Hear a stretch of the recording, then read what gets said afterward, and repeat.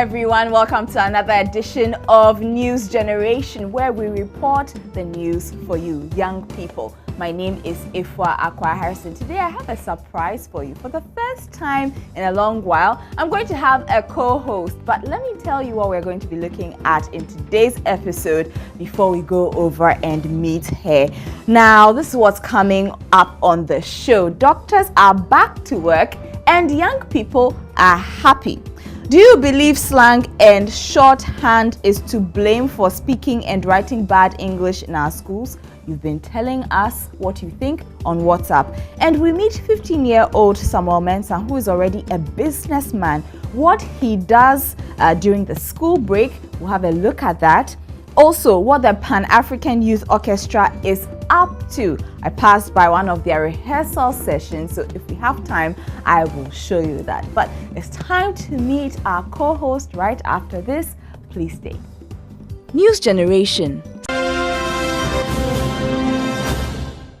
Now remember, you can always join us on the show. We're on social media. It's facebook.com/News Generation GH. Also join us on Twitter. We tweet at NewsGenGH. Now, after 3 weeks of strike, doctors are finally back to work. The Kolebu Teaching Hospital and other government hospitals across the country have all resumed full operations. This means patients will not be turned away anymore from government hospitals. The doctors say they called off the strike because Ghanaians asked them to.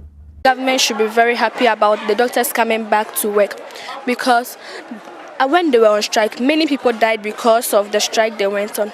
And also, they should stop bringing other doctors from other countries to come and work in Ghana. I think it's a good news, and we Ghanaians should be glad, because they were on strike for 3 weeks, and then now they are back. God willing, they are back. And I think the government should pay them to their satisfaction. Many patients trooped to hospitals on Monday for medical care. These same hospitals were virtually empty in the past weeks due to the doctors' strike. At the Maternity and Child Health Unit of the Kolebu Teaching Hospital, patients anxiously awaited their turn to see doctors who had reported to work. For most patients, it was a big relief to finally see the doctors back at work. It's a referral hospital, and you know, pregnancy, there are so many related issues. So if the doctor is not around and there is an emergency, you know what will happen. The pregnant woman can lose her life. So I think it's good they are back. I think it's good for everyone. My wife, for instance, whom I brought here today, she had a referral letter from Coco Clinic, I think about a week now, but we couldn't come. So once they are coming today, and we called the doctor and he confirmed they are coming, so we should come this morning.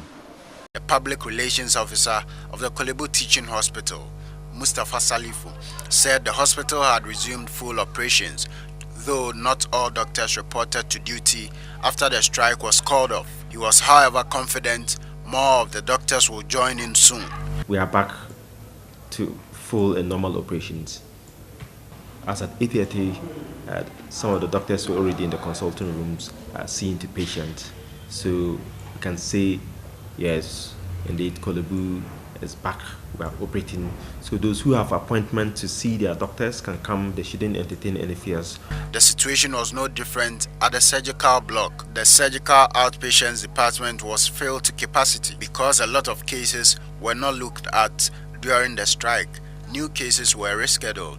The unit has also started attending to and admitting referral cases. And you're welcome back. You're still watching News Generation. I told you I had a surprise for you at the beginning of the show. It's Akesi. Welcome to News Generation. You look beautiful. Thank you. So do you. Lovely dress. Okay, so for those of you who saw the show last week, Akesi is Papa's sister. Right. Okay, Papa does for Kids Paradise, and she is his elder sister, right? Yes. Okay, Akesi, how do you feel to be on the show? I feel very elated to be on the show today. Okay, great. So what are we looking at? What's the next story? We are looking at some parents are going to be arrested because they are not fulfilling the responsibilities. Wow, some parents to be arrested. Yes. Okay, and what else? What else?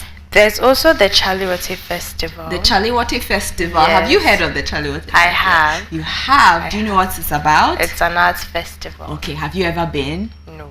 Okay, you've never been. Okay, we have all the details of these stories for you and other stories as well in a roundup. Have a look.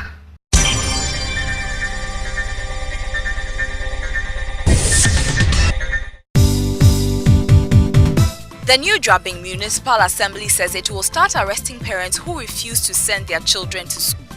The MC of the area, Dr. Kweku Owusu-Echampong, says this is because of the increasing number of children seen roaming about while school is in session. He is hoping the move will see more children in school. A 25-year-old graduate of the Kwame Nkrumah University of Science and Technology, Nazir Alima, is feared to have joined the terrorist organization Islamic State. His father, Abdul Latif Alima, said Nazir sent a WhatsApp message to the family saying he was on his way to Prestia and Takrade, but they later discovered he had left the country. His brother, Karibu, says he received another message from him on WhatsApp saying he had joined ISIS. ISIS is a terrorist group that has been creating havoc mostly in Syria and Iraq. The Ghana Commuter Drivers Association is asking the Ministry of Roads and Transport to direct insurance companies to reduce the amount of money they are being asked to pay for insurance. The drivers say they are unable to afford the new rates that are up by 400%. The association is also asking the Driver Vehicle Licensing Authority (DVLA) to employ local languages in teaching the drivers about road safety and undo the ban on home-use tires. Okay, on to sports. Head coach of the Ghana Under-23 team, the Black Meteors, says he will be using only locally based players to defend their gold title at the 2015 All-Africa Games men's football event. When the team qualified to the games that will be played in Brazzaville, Congo, the squad was made up of foreign-based players. But head coach says there are limited finances going ahead, so only local-based players will be used now. I'm sure they will do equally well. Were you at the Chaliwati Festival this past weekend? If not, you missed. The theme of Chaliwati 2015 in Jamestown was African electronics. Some of the exhibits included street painting and stencil work, sidewalk painting and chalk art, graffiti, cultural dance and drumming, youth art workshops, and much more. Here are some highlights to end the news roundup.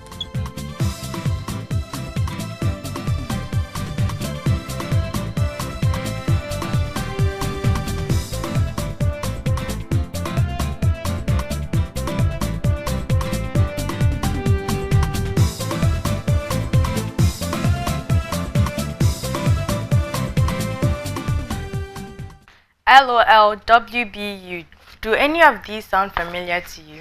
Yeah, I know Laugh Out Loud. Laugh out loud. I don't know WBU. What is that? What's about you? Oh, okay. What about you? Okay. So I'm like, oh, how are you? Well, then I'll be like WBU. yeah. I'm fine, WBU. Yeah, I'm fine. Okay, cool. But the president of the Ghana National Association Graduate Teachers, Christian Adepoku, says many students are increasingly using these jargons in their essays. What do you think about that?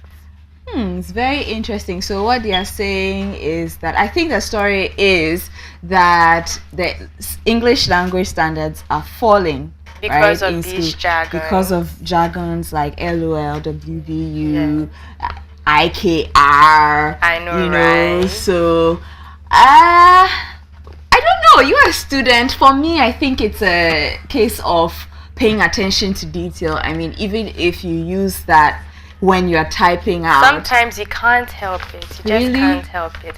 You do it unintentionally. Okay. Yes. So what is Nagrat saying exactly? The Christian Adepoku, that he believes that this is affecting students' performance in English language. You have been sharing your views on this. What's up? I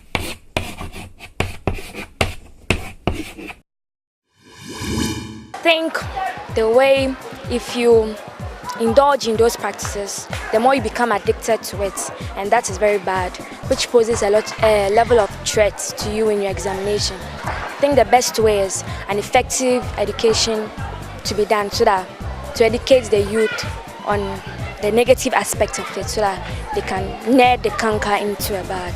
Even though I'm a victim to that, I think it's bad, and since I started using jargons and shortcuts, it appears in my exams, and due to that I score low marks. So I think teachers should be hard on students so that they will stop using jargons and shortcuts. I think they should stop the usage of phone before they write the exam. So after they've finished writing the exams, then they can continue the usage of phones, and it will help them.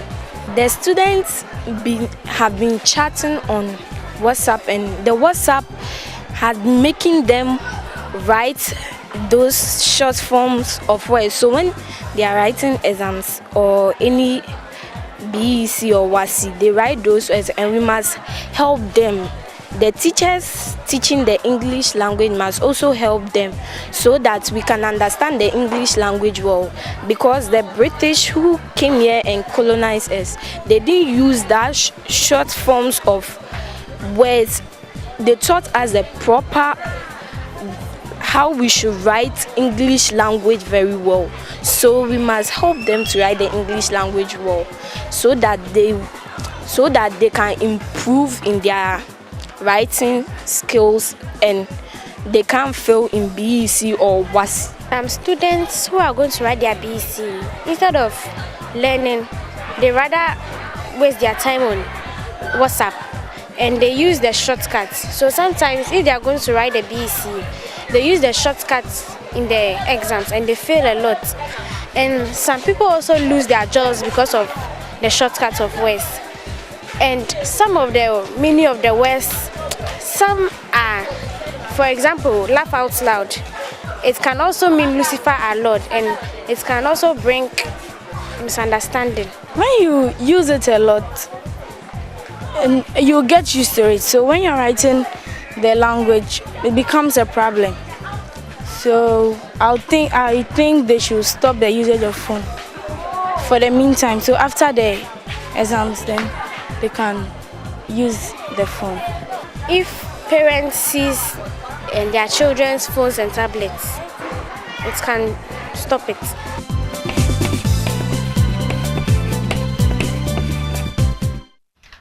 Okay, so if you use it a lot, you'll get used to it. That's what that last girl said. You agree with her? I agree. But what about what she said about parents confiscating your phones so that you're not on social media? Actually, that's not the best solution for me personally. I don't think that's the best solution. So what do you think the best solution is? I think that it should be permanently eradicated. We should just stop using it. And we should stop using shorthand. And if you think you're tired of typing, please just send a voice note.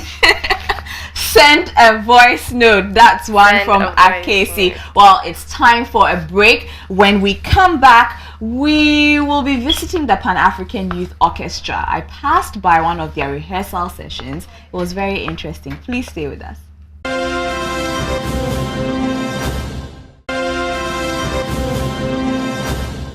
Thanks for staying. Now, American traditional music and Ghanaian traditional music fused together. That is what the Pan-African Youth Orchestra is up to these days. Well, I passed by one of their rehearsal sessions in Teshi to catch up with the Young African Music Group.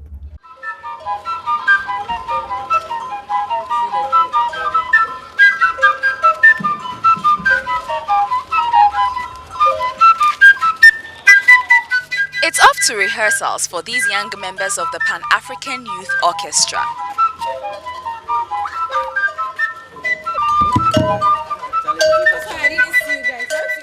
They practice almost every day, even when they are in school. We are here today to rehearse and work on the new song we just began with. Okay. How often do you meet? We meet often, like almost every day.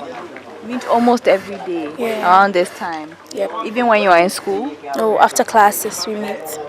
That is 12-year-old Selassie Saba. She plays the flute and has enjoyed doing it for 2 years.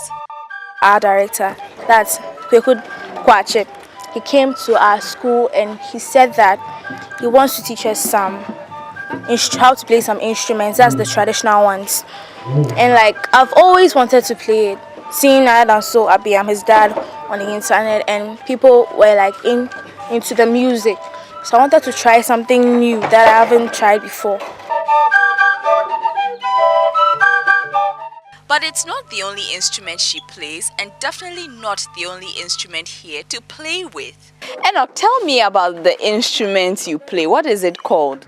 It is gome, and it is mainly played by the gangs, and it's made by wood and skin and leather. So this is the gome. Yeah. So pretty much, it's a box. Yeah. So how do you play? And if I want to play, firstly I have to tune it before I play it. And usually, if you are playing, you use your legs and your hands to play.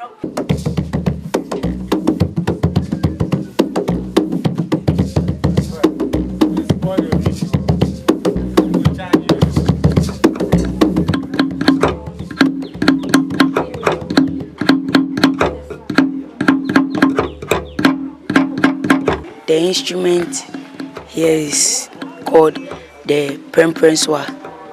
Premprenswa. Yes, and it has 3 tone pianos. It means it has 3 keys and different notes. I play the atumpan. The atumpan is the main talking drum of the Akan people in Ghana, which is used to communicate royal messages, speech, and also proverbs. These drums are made by wood and shaved cow skin, which is carved by using traditional pegs method. And it is decorated with some symbolism of Adinkra. This is the phantom from. Also a drum from the Akan settings.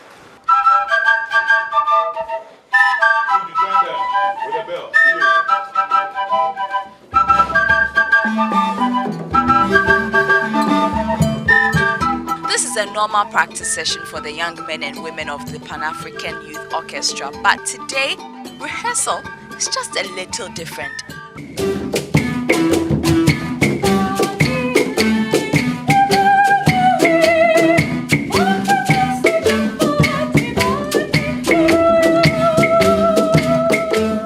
Mark, Leandra, and Kofi are here from the Eastern Michigan University.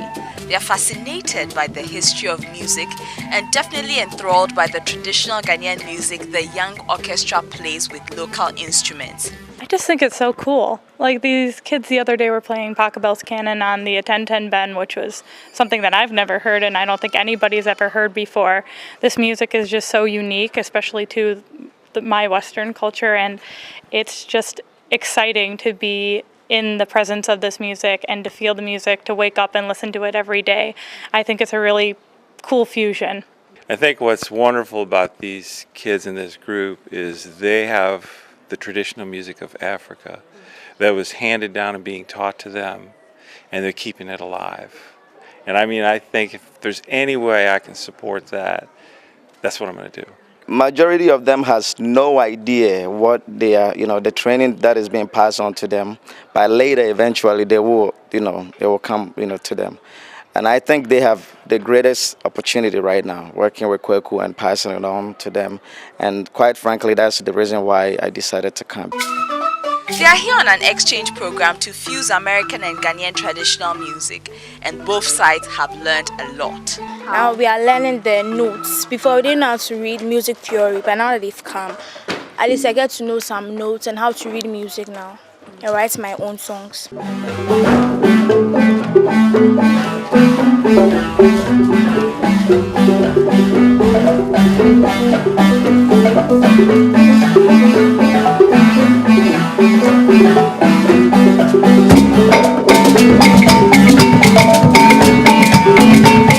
This is the Youth Orchestra's new sound. The orchestra will be releasing it to the public at the British Council Library on September 1 at 7 p.m. and the show is free for all who want to attend.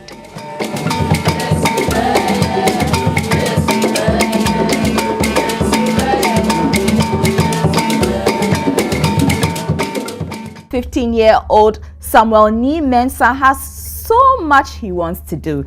He is hoping to study visual arts in senior high school and is hoping to be a fashion designer. But that's all in the future. Currently, Samuel, who is the first of 5 children, makes beaded slippers to sell. He is hoping to save up some money to go to senior high school. My name is Samuel Ni Mensah and I'm 15 years of age. This is my shop. It is located at Teshinko store.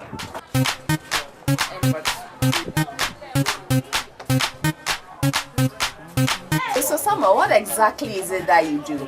Okay, I've been working on slippers, designing on slippers. I was being taught at school and also I said then let me practice it at home in order to get some little money to go to the SHS. How did you start making slippers? Okay, one day I went to Accra and saw some of the hackers selling some of the slippers while doing some of the beads on them. So I decided to take a look at one. So from there, I started doing my own.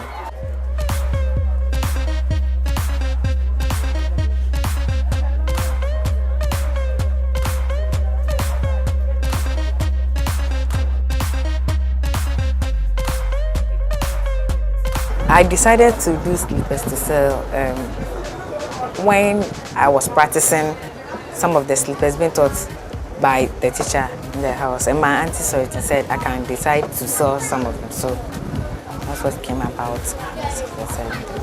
I go to Accra to buy my slippers, okay. And from there I'll go to Tudu to buy the beads and the needle and the thread for making these slippers. Okay. If I come back home, you have to think, in order to get a nice slippers, you have to think about the design for it. And it all comes about with creativity. With creativity, you are good to create it.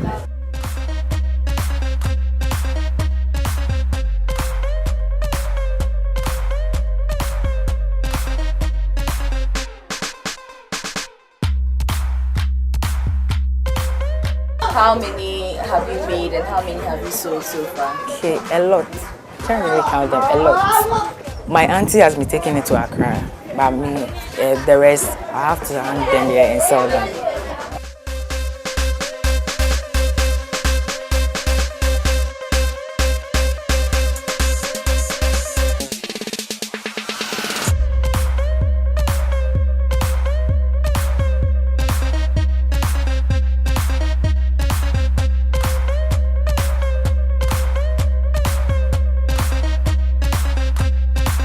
I'm gifted with a lot of talents, so I want to be a fashion designer. I need someone to help me get to the SHS, and also after SHS, the person should also help me in letting my dream come true.